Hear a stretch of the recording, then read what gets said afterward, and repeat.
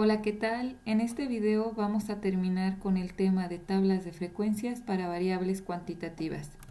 En una primera parte de esta clase podemos identificar o entender cómo vamos a hacer el análisis de una variable cuantitativa, ya sea discreta o continua, cuando esa variable puede tomar muchos valores.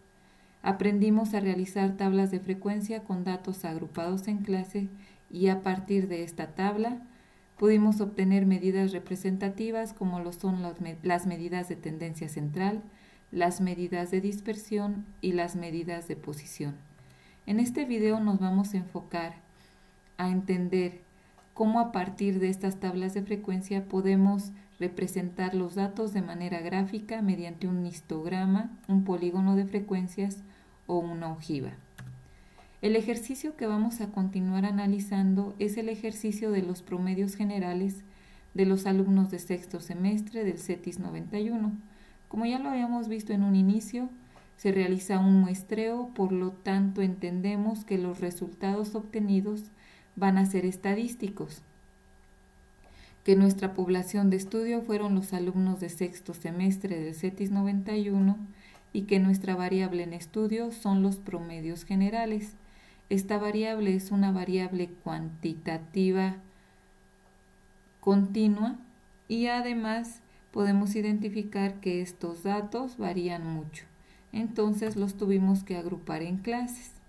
Cuando nosotros tenemos nuestra tabla hasta este punto, hasta el punto de ubicar las frecuencias y sus frecuencias acumuladas, ya podemos obtener a partir de aquí nuestras gráficas.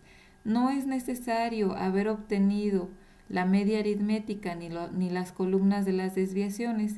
Las últimas dos columnas no las necesitamos para empezar a trazar nuestras gráficas. Entonces, en el momento que ustedes vayan hasta este punto en la tabla, ya pueden comenzar a trazar sus gráficas. Vamos a iniciar con el histograma. El histograma es una gráfica muy similar a la gráfica de barras, en donde cada barra va a representar a cada una de estas clases. ¿Cuál es la diferencia? La diferencia es que aquí las barras sí van pegadas o continuas una de otra. ¿Por qué razón? Porque vean que exactamente donde termina una clase, empieza la otra. No hay espacio o no hay valores entre una clase y otra. Es por eso que tienen que ir pegadas. Y la altura está dada por nuestra frecuencia absoluta. Entonces, al igual que con cualquier gráfica, lo primero que tengo que hacer es escribir mi título. Promedios generales o promedios nada más, alumnos de sexto semestre. Igual si quieren agregar, CETIS 091.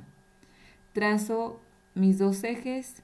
Mi eje de las X va a ser para los valores de mi variable, que son los promedios.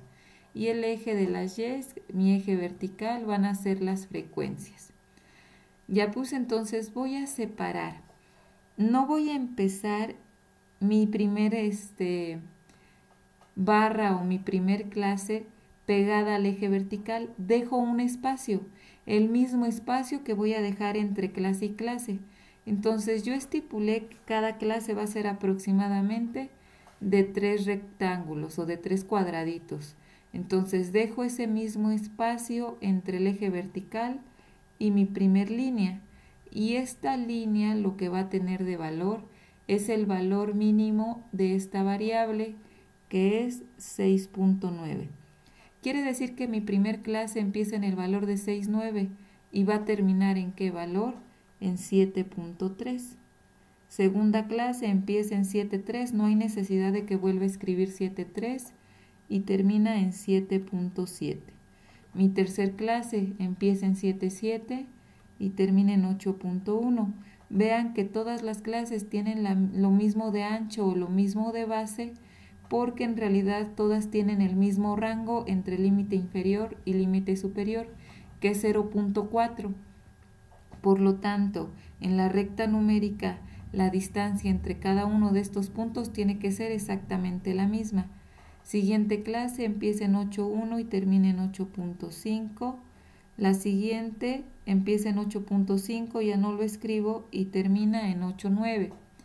La siguiente empieza en 8.9 y termina en 9.3.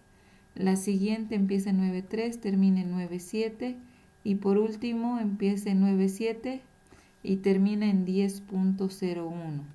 Como les comentaba cuando realizamos la tabla, yo sé que no puede existir un promedio de 10.1, sin embargo, como el rango siempre se redondea hacia arriba, muchas veces llega a pasar que nos pasemos un poco de nuestro valor máximo, no hay ningún problema. El problema sería que nos faltaran valores, mejor que sobren y no que falten, entonces por eso es que me pasé del 10. No hay ningún problema. No se vale dejarlo hasta 10.0 porque entonces esta barrita quedaría más pequeña y ya no quedaría bien el histograma. Por eso es que se respeta el rango de 0.4 y por eso es que tenemos que llegar hasta 10.1. En las frecuencias, mi barra más alta va a tener el valor de 34. Entonces escribo aquí, yo ya vi cuánto espacio tengo y entonces tendría que ir de 5 en 5 para llegar hasta el 35. 10, 15, 20, 25, 30 y 35. Ahora sí empiezo a trazar mis rectángulos. El primer rectángulo es el de la clase 1. Empieza en 6,9, termina en 7,3 y su altura es de 7. Ya vi la frecuencia, llego hasta el 7. Siguiente clase, su altura sigue siendo de 7. Tercer clase que va de 7,7 a 8,1, tiene una altura de 34. Siguiente clase de 29. La siguiente clase tiene una altura de 21, la siguiente de 17, la siguiente de 15 y por último tengo una altura de 1 unidad. Hasta aquí llega mi gráfica de histograma. Dejo un espacio y empiezo a trazar un rectángulo por cada una de las clases. La base está delimitada por el límite inferior y el límite superior y la altura está delimitada por la frecuencia absoluta de cada clase. De esta manera el histograma me permite ver en qué parte o en qué sector de las clases o en qué intervalo de valores del promedio se encuentra la mayor cantidad de mis datos, que en este caso casi todos, que ya después podría calcular exactamente qué promedio es, está entre 7,7 y 9,3 o 9,7. Si puedo calcularlo, me quiero fijar más a detalle, entonces la clase que tiene mayor frecuencia sería de 7,7 a 8,1 y entonces ya me fijaría y dentro de la tabla puedo ver que corresponde al 25.95% de los datos. Hasta aquí llegaría mi histograma. Siguiente gráfica que se vale realizar es el polígono de frecuencias. Yo recomiendo que el polígono de frecuencias vaya de la mano con el histograma. En un momento van a ver por qué. Cuando ustedes ya tienen el histograma es más fácil trazar el polígono de frecuencias. Antes de que se me olvide, para el histograma no hay problema que todas las clases las coloren del mismo color, pero sí les pido que el borde de cada rectángulo lo remarquen de otro color para que no se vea todo del mismo color, sino que se vea la diferencia o el límite entre una clase y otra, exactamente como se ve aquí, así podría quedar. Utilizar un mismo color, pero remarcar el borde de cada barra de un color diferente o un color más oscuro para que se pueda ver la división o el momento en que pasamos de una clase a otra. Voy a volver a escribir, para el polígono de frecuencias lo mismo, en el eje horizontal van los valores de mi clase,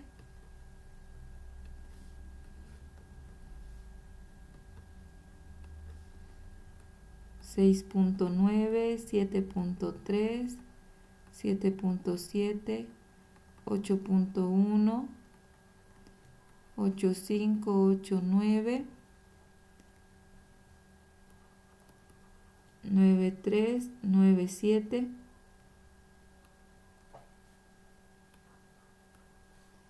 y 10.1. Y aquí era 5, 10, 15, 20, 25, 30 y 35. El polígono de frecuencias es similar a una gráfica lineal. va a estar delimitado por el punto máximo de cada clase, pero vamos a identificar el punto medio en la altura máxima. Vamos a poner un punto primero en la primer clase en su punto medio superior. Siguiente clase ubico la marca de clase, que es el valor de en medio, y pongo un punto. Así en cada una de las clases voy a ubicar un punto en la parte media superior de cada uno de estos rectángulos. ¿Qué voy a hacer después? Los voy a unir. Vean por qué la importancia de separar la primer clase de nuestro eje vertical, porque aquí también es como si ubicar el punto medio, y entonces voy a cerrar este polígono de frecuencias. Inicia en 0, empieza a subir, voy uniendo cada uno de estos puntos, e incluso mi última clase la uno con mi eje horizontal. Este es el polígono de frecuencias, el que está marcado de color rojo. ¿Por qué es más fácil trazarlo con el histograma? Porque si no tengo el histograma, a veces me es más difícil identificar en qué parte debe de ir cada punto. Entonces, ya que tengo el histograma, lo puedo dejar así, el histograma acompañado del polígono de frecuencias, o si deciden, borrar las barras del histograma y el polígono de frecuencias solito quedaría de esta manera. Y así me puedo dar cuenta cómo queda mi distribución de los datos, en dónde se encuentra la mayor cantidad de datos y cómo va bajando o disminuyendo cuando inicio y cuando termino las clases. Normalmente así se encuentran distribuidos los datos en una distribución de frecuencias normal.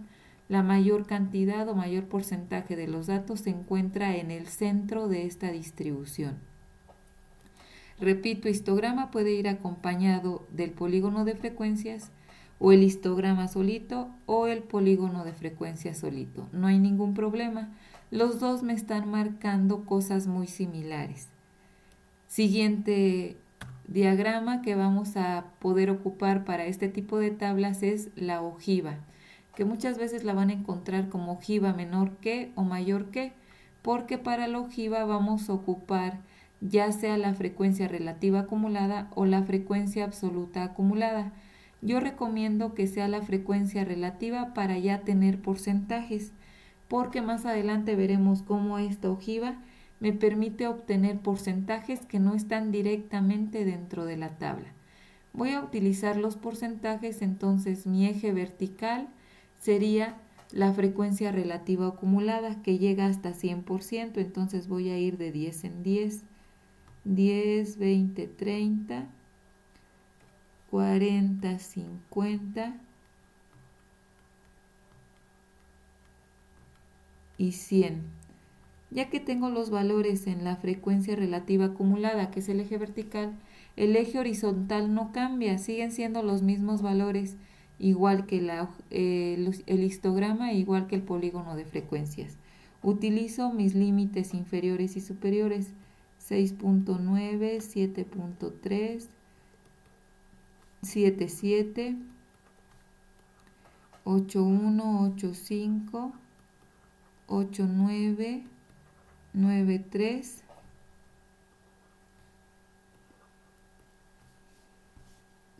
9.7 y 10.1. ¿Qué voy a hacer en la ojiva? Es algo similar que el polígono de frecuencias, pero ahora los puntos los voy a tomar de esta columna, de la columna de frecuencia relativa acumulada.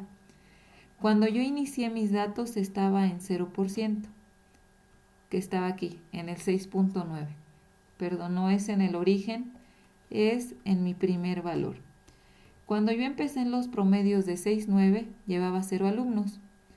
Cuando terminé de contar los que llegaban hasta 7.3, ya qué porcentaje de alumnos iba contando, el 5.34, que es más o menos aquí, el 5.34%. Lo ubico y entonces ese punto quedaría en el límite superior. ¿Por qué? Porque ese 5% de alumnos los tenía contados hasta que llegué al 7.3. Cuando llegué hasta el 7.7, ¿qué porcentaje de alumnos llevaba? El 10.68, entonces ubico aproximadamente el 10.68. Cuando llegué al 8.1, que es esta clase, la clase 3, ¿Qué porcentaje llevaba? Llevaba el porcentaje 36.63. Entonces vean, aquí está el 8.1 y aquí está el 36 aproximado. Entonces ahí es como ubico el punto. Siguiente, 8.5, que va con el porcentaje de 58.77, casi en el 60. Cuando llegué al 8.9 tenía un porcentaje de 74.8. Entonces ubico el 8.9 y ubico donde está aproximadamente el 74.8. Siguiente, cuando llegué al 9.3 tenía un porcentaje acumulado del 87.78. Después, cuando llegué al 9.7 tenía un porcentaje casi del 100%.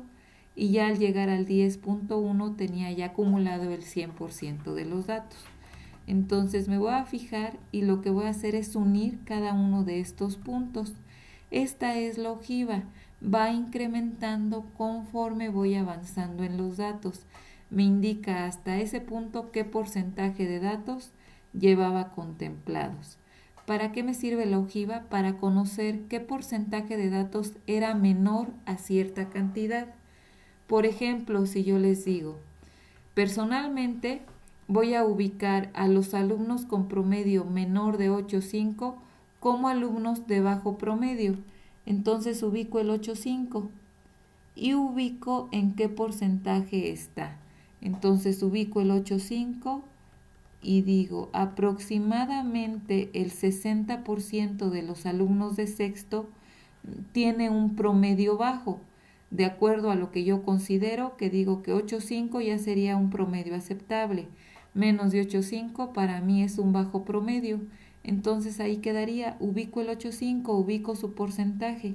Y quiere decir que todos los datos que están antes son valores que yo considero como promedios bajos. En cambio, imagínense que digo, ok, para mí un promedio aceptable igual y no es 8.5.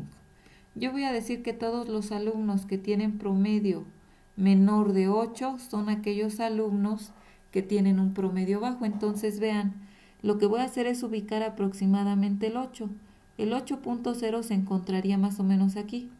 Yo ubico qué porcentaje corresponde al 8.0 y si se dan cuenta es aproximadamente el 30%. Es un porcentaje que si yo lo quiero ver aquí, no lo vería tan bien porque no puedo ubicar el 8.0, entonces no podría saber qué porcentaje estaría. En cambio, en la ojiva sí puedo ver. El 8.0 sería aproximadamente un 30 o a lo mejor me fui un poco abajo, ya ustedes van a tener más exacta su gráfica. Igual y dirían un 32, un 33% de los alumnos de sexto semestre tiene un promedio menor a 8.0. Para eso me sirve la ojiva. Si yo mis resultados o las conclusiones las quiero relacionar con la cantidad de datos que son menor a cierto valor, entonces es cuando utilizo la ojiva. Son válidas las tres gráficas, pero recuerden, no es necesario trazar tantas gráficas por una tabla. Con que tracen por cada variable una sola gráfica, con eso es suficiente. Y hasta aquí llegaríamos en el tema de tablas de frecuencia y gráficas para variables cuantitativas en donde esa variable puede tomar muchos valores.